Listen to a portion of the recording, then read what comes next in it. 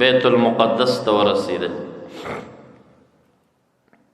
هلته یو ځای متعینو.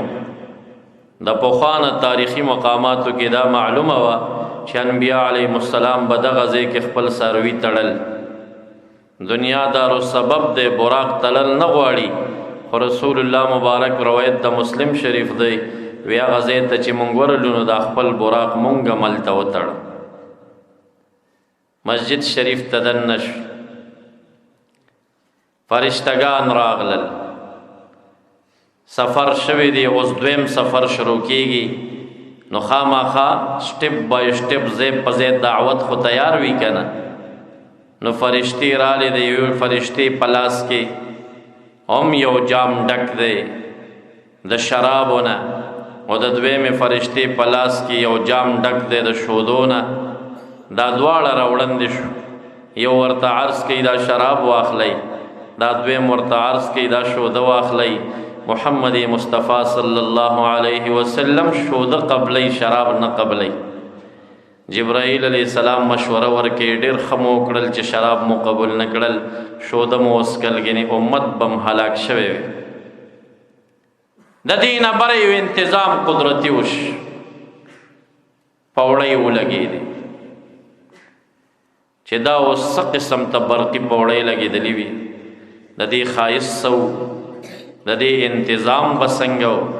خو بس رسول الله مبارک لنډ لنډ خلص مونږ ته فرمایي، وی دا دومره ښایسته و نوراني پوړۍ وي چې د انسانیت د وس نه بهر ده چې د هغې ستاینه او صفتو کې څوک صفت نشي کول. دومره بهترین انتظام محبوب ته شوی و. اول اسمان ته ورسېدل، جبرائیل علیہ السلام دروازه کې آواز کوي، دروازه کولو کوي. اخوانه دربانچی پرستا آواز کوي، من بالباب، څوک دی دروازه کې؟ دی ورته وی انا جبریل علیہ السلام. فرشته ورته وی من معک، څوک دی ملګری دی؟ دی ورته وی محمد یا احمد صلی الله علیہ وسلم. فرشته حیرانیږي، فرشتگانو ته دا علم چې رحمت عالم به د اسمان په چکر راځي، خدا ورته لا پته نه وه چې هغه شپه نن جوړه شوې ده. فرشته ورته وایي یا جبریل علیک السلام او قد بعث، هغه شپه چې مبارک د اسمان په سفر بځي هغه نن شپه ده، او نن شپه استازي د ده د راوستو دپاره لېږلې شوي دي. جبرائیل علیہ السلام عرض کوي نعم هغه نن شپه ده، مونږه قافله تللې وه، محمد مصطفیٰ مو را روان کړی دی. دروازه کولاویږي، په لکونو لکونو فرشتې استقبال کې ولاړې دي. مرحبا یا رسول الله، مرحبا. دا آوازونه ورباندې کېږي، هر کلي اوس تړي مشي ورته کېږي. په اول اسمان کې یو ښایسته نوراني ځای جوړ شوی و، هغلته یو معمر شخصیت ناستو، ډېر ښایسته انسانو. رسول الله مبارک فرمایي وي دومره اوچتو، د اسمان په طرف دا تولی دومره وګدو، د وجود نم ډېر غټو. ما جبرائیل علیہ السلام ته وویل دا شخصیت څوک دی؟ وی هو ابوک آدم علیہ السلام، ستا نیکه دی آدم علیہ السلام دی. زه چې ورلم هغه ما سلام واچو، او د سلام د وعلیک نه بعد راته وویل مرحبا بالابن الصالح، زما په اولاد کې صالح او بهترین بچی دی، په خیر راش. وعن یمینه اسودا وعن شماله اسودا، فاذا نظر الى یمینه تبسم واذا نظر الى شماله بکا. رواه مسلم. پدې خی اړخ کې اشخاص دي، پدې چپ اړخ کې مشخاص دي، چې دې خی اړخ ته مخ واړی په شونډې خندا او تبسم راشي، او چې دې چپ اړخ ته وګوري نو په سترګو یې اوښکې راشي، په ژړا شي. ما وویل یا جبرائیل علیک السلام دا څه شی دي، دا خلق ورسره دي؟ وی هؤلاء نسم بنیه، دا خی او چپ اړخ چې درته ښکاري دا د اولاد روحونه دي. او په دې خی اړخ کې نیک بخت دي چې ورته وګوري دا جنتیان دي نو خوشاله شي وخاندي، او په دې چپ اړخ کې دا بدبخت دي او دا جهنميان دي چې ورته وګوري نو په ژړا شي. الله تعالی دې موږ او تاسو نیک بختو کې راولي، امين. الله دې موږ د بدبختانو نه وساتي. الله تعالی لوی ذات دی، که موږ او تاسو جهنم ته وغورځي دا هغه پس کی، او که معاف مو کیو جنت را کی نو زمونږ په لوی کار جوړي. الله تعالی دې موږ ته جنت را کی، امين. الله دې موږ د جهنم نه وساتي، امين. پدې اول اسمان کې محبوب ته سړيري نظاره خودلې شوی وي، ځکه د دې ټول سفر بنیادی مقصد قرآن عظیم شان بیان کړی دی. سبحان الذي اسرا بعبده لیلا، پاکی غزات لره دا چې بوی تخپل خصوصی بندا خپل بهترین بندای بوته د شپې من المسجد الحرام د بیت الله شریف نا الى المسجد الاقصى بیت المقدس پورې، او دې د پاره دا سفر ور باندې وکا لنوریه من آیاتنا، چې مونږ ور اوخایو د خپل خصوصی بندتا من آیاتنا عجائبات او دلائل د قدرت خپل، د اسمان نظاری پی وکړو، عجائب پی وګورو.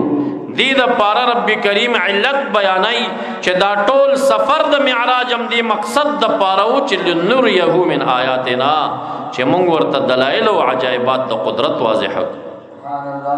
نو په اول اسمان کې عجیبه عجیبه نظاری لیدلې شوې، ټول د عالم د بیان نه بهر دی. په یو ځای کې یو دسترخوان لګېدلی و، په دې دسترخوان باندې پخو غوښو ورېتو غوښو کاسې پرتې وي پلیټونه.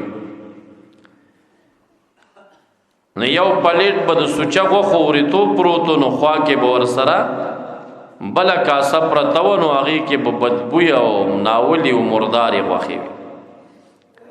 په دې دسترخوان ځوانان ناستو، دا ورېتي او دا پخې ښایسته غوښې به یې نه خوړي، او دا بدبوی او مردارې غوښې به یې خوړي. نو رسول الله مبارک جبرائیل علیہ السلام نه تپوس کوي دا څوک دي، دا څنګه قمقل خلق دي، احمقان دي، دا سوچه غوښه نه خوري او مردار او بدبویه خوري. وی دا ستا په امت کې زناکار دي. الله تعالی دې موږ او تاسو ته وساتي، امین وایو.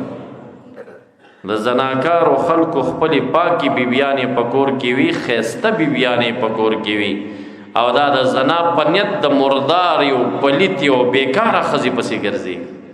دا دغه مثال دی چې سوچه او پاکه غوښه ورته پرته ده نه خوري، او د مردارې غوښې پسې ګرځي. یو ځای زنانه ولیدي، د سینو نه اویزان دی وي، وی دا فاحشي او بدکاره دي، او یا دا هغه زنانه دي چې د خپلو خاوندانو ناشکر دي، او دا غي سره جبي وهي بد اخلاق دي، پکور کې صحیح زندگی نه تیری. کم زنانا چې کور کې کمره کې د خاون نه مرور شي یا خاون ته مرور شي، نو بیبي دي زر تر زر پخلا کې کچرته دا ټول شپه خاون د خزینه مرور تیر کړه، حدیث مبارک کې راځي ټول شپه په دې زنانه باندې لعنت وري، ترسوی چې خاون رضا کړي نه په رحمت نه وریږي، لعنت په وری. یوځي سنور خلقو قتل د اور پکې چیګانو ته نشونډي او جبې پرې کېدي.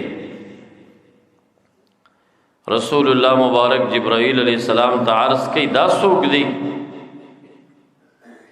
وی هؤلاء خطباء الفتنه من امتک، داستا په امت کې هغه مقررین دي چې د فتنو د زمانه د اهل فتنو مشري کوي. دا د فتنو زمانه ده، او د یو غلط جماعت مشرم مولاوي، نو د فتنو والا مشري کوي او مقرر او خطبه وایي، د جمعې تقریرونه کوي، عقیده مردار، عمل مردار، دا د قبر عذاب دی چې د اور په قینچیانو ته نه ژبې او شونډې پرې کېږي. الله تعالی دې زمونږ اصلاح وکړي، امین ووایي. موږ به تاسې ته د خیر دعا غواړو او تاسې به موږ علماو ته د خیر دعا غواړئ. تاسو دومره مشکل کې نه یې پراته څومره چې موږ علما په مشکل کې پراته یو. که حق نه وایو الله تعالی خفه کېږي، ناراض کېږي رانه. الساکت عن الحق شیطان اخرس، د حق نه چپ او ګونګ دا ګونګ شیطان دی.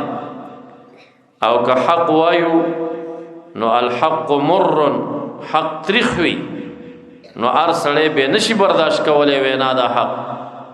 نو ډېر لوی مشکلاتو کې مونږ اخته یو په دې زمانه کې. تاسو مونږ ته دعا غواړئ چې الله دې ستاسې علما نه خرابوي. ګورې شیطان انسی و جنی تاسو عوامو پسې دومره زور نه کوي څومره چې علماو پسې زور کوي. حدیث مبارک کې راځي وي دا شیطان چې اذان واوري په جماعت کې تر هغې منډې وهي او د دبر نه آوازونه خیزي کم زی پورې چې اذان آواز رسیږي. او چې څنګه مؤذن اذان ختم کی او اقامت لا نه شروع کړي نو دا رزیل به جماعت تر رسیدلې. او چې کله اقامت والا اقامت شروع کی نو دا رزیل بیا په منډه شي تخت. او چې اقامت والا اقامت خلاص کی نو دته الله تعالی دا قدرت نه ورکوي چې دا په هوا راشي او د امام تصور خراب کی. دا اوس داسې بیا نشي راتلی، د محراب نم نشي راتلی، یو اړخ نه نشي راتلی، د پسې ډېر صفونه ودرېدل. دا یو صف دا داسې کار ورکوي لکه په جهاد او په فوجي چوڼۍ کې چې د فوجیانو صف ولاړ وي. نو دا خو 5 صفه او 10 صفه او چې څومره صفونه غټېږي نو د شیطان رسیدګي امام ته بیا نشي کېدی. بیا څه چل کوي؟ زمونږ استاسو منځونو کې دا فاصلې ډېرې وي، جخت نه ودرېږو که نه، جدا جدا ودرېږو. نو رسول الله مبارک فرمایي جخت ودرېږئ، جخته تاسو جدا مه ودرېږئ، جخت ودرېږئ. خپلو کې یو بل سره وصل راولئ. که تاسو جدایي راوسته وې زه شیطان د ګډوري په شکل ګورمه چې هغه آخري صف کې لږ ځای پیدا کړي نو پکې راننوځي. نو بیا رواني دی بل صف کې لږه جدایي ګوري نو هغې کې ننوځي. نو بیا بل صف کې ګوري هغې کې ځان محراب ته ورسئ او امام صاحب چې کوم دی نو هغه خطا کی. که خطا یې نه کي نو سوچ داسې کار کې مصروفه کی چې تاسو خو وایې الا و بلا به ګردنې مولا، او مولا صاحب وایي چې نیکي و بدي به ګردنې مقتدي، او چې قبر کې مږدي نو بیا به یې در باندې راږدي. نو بس په دې سره خلاص شي نو د امام مونځ ګډوډ شي که او چې د امام مونځ ګډوډ شو نو ته که څومره هم شیخې ولاړې خو د امام د وجې ستا مونځ هم خراب شوی. دا حدیث مې دې دپاره بیان که چې دې نه پته لګي چې ملا پسې دا ډېر زور کوي شیطان. سوچ مو دی ورته که نه؟ ګورې هغه صف نه را روان دی او ځان ملا ته رسئ، خو هغه ته پته ده چې دا هغه انجن والا خو دا دی که نه چې ډریور دا دی چې د ده مونځ خراب کم دا نور خپله خراب دي. نو مونږ ته به تاسې ډېرې دعاګانې کوئ. دعا د هر مسلمان د بل مسلمان باره کې بظهر الغیب قبلیږي په شیشه دعا. نو دعا به کوئ، داسې رواجي دعا نه ګورئ، رواجي م راته ډېرې کړي دي یا قبلیږي یا نه. سلام چې وګرځېږي الله دې وبخه، زړه کې م ټکی نه یاسې په خوله رواج. داسې د زړه نه دعا غواړئ، د زړه نه چې کومه دعا کوئ د خپل امام ته م کوئ چې الله زمونږ دا امام زمونږ ډریور دی، زمونږ ګاډ کار ټول په ده روان دی. یا الله د ده عقیده، د ده عمل، د ده نیت هر څه صالحه کې، ځکه زمونږ او ستاسو دارومدار ټول په امام پورې. نو څه خلکو په اور قیچیګانو ته شونډې ژبې کټ کېدې، وی دا څوک دي؟ وی دا د فتنې د زمانې د جمعې مقررین دي یا عام مقررین دي. الله تعالی دې مونږ ته عفو وکړي، امین ووایئ. د کم تجارت چې ګټه ډېره تاوان هم ډېر، د علماو ګټه هم شته دی. داسې ګټه یې در وښیم چې هغې کې تاسو شریک نه یې. هغه دا ده